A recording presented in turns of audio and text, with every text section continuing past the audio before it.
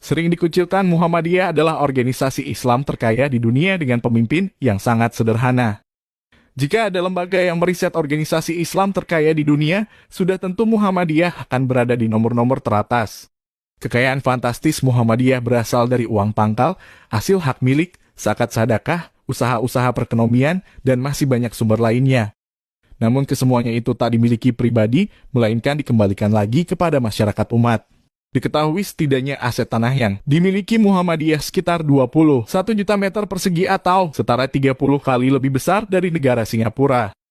Di atasnya berdiri sekurangnya 19.951 sekolah, 13.000 masjid dan musola, 765 bank perkreditan rakyat syariah, 635 panti asuhan, 457 rumah sakit dan klinik, 437 baitul mal, 176 universitas dan 102 pondok pesantren. Bayangkan saja, seluruh aset Muhammadiyah adalah atas nama umat. Semua potensi ekonomi yang dimilikinya sebesar-besarnya dikembalikan kepada dan untuk kepentingan umat. Tercatat ada lebih dari 25 juta warga Muhammadiyah yang mendapatkan manfaat dari semua amal usaha itu. Bahkan lebih luas lagi, persyarikatan ini melayani seluas-luasnya masyarakat Indonesia. Sama sekali tak mengherankan jika banyak pakar menyebut bahwa Muhammadiyah merupakan organisasi Islam modern terbesar di dunia. Manajemen organisasi ini dikerjakan secara rapi, terdokumentasi dengan baik, dikelola secara transparan, dengan visi yang progresif, berkemajuan. Muhammadiyah kerap menerima pujian dan penghargaan dari berbagai institusi terkemuka dunia. Mentalitas kaya. Kekayaan Muhammadiyah tak muncul seketika. Seluruh aset amal usaha dan bakti nyata Muhammadiyah merupakan kerja panjang selama 108 tahun. Mentalitas yang dibentuk di organisasi ini adalah mental agni yang orang kaya, mental memberi spirit al-maun yang membebaskan sekaligus memberdayakan. Diperkuat oleh doktrin Kiai Ahmad Dahlan yang mengatakan, hidup-hidupilah Muhammadiyah, jangan mencari hidup di Muhammadiyah. Pengurus persyarikatan ini didorong untuk menjadi pribadi-pribadi yang sudah selesai dengan dirinya sendiri, sehingga bisa mengabdikan hidup untuk sebesar-besarnya kepentingan persyarikatan dan umat. Posisi ini pula yang secara kolektif ingin diperlihatkan Muhammadiyah sebagai organisasi. Muhammadiyah tidak ingin menempatkan tangan di bawah dengan selalu berharap pada program atau bantuan pemerintah.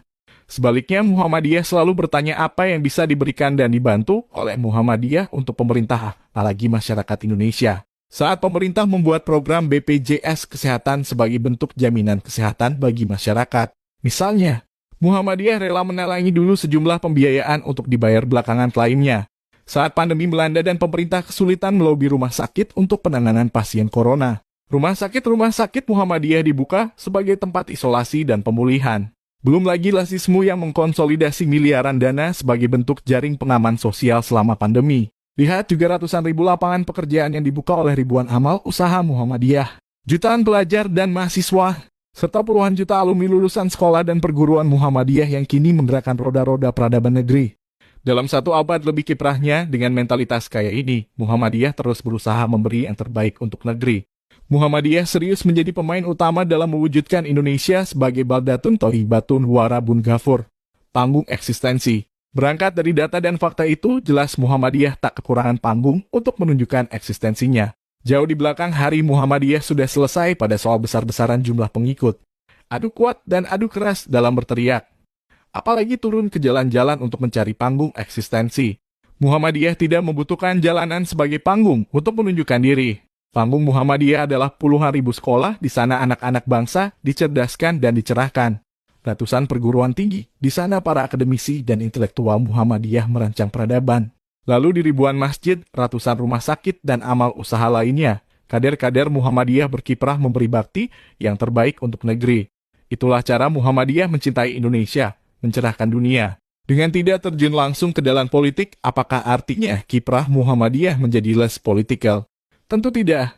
Muhammadiyah memang tidak mengerjakan politik yang bersifat permukaan. Muhammadiyah melakukan kerja politik peradaban. Muhammadiyah tidak menerapkan politik gincu, tetapi mengoperasikan politik garam. Sejak berdirinya republik ini, Muhammadiyah ikut menentukan bulat dan lonjong negeri ini. Dengan spirit Islam berkemajuan sebagai pijakannya Islam yang memberi dampak nyata bagi umat, bangsa, bahkan dunia.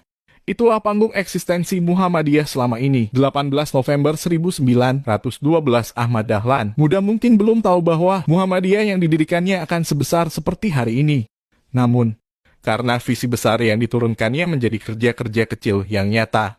Kadena doktrin hidup-hidupilah Muhammadiyah bukan hanya kata-kata belaka. 111 tahun kemudian kini Muhammadiyah menjelma menjadi organisasi Islam terkaya di dunia.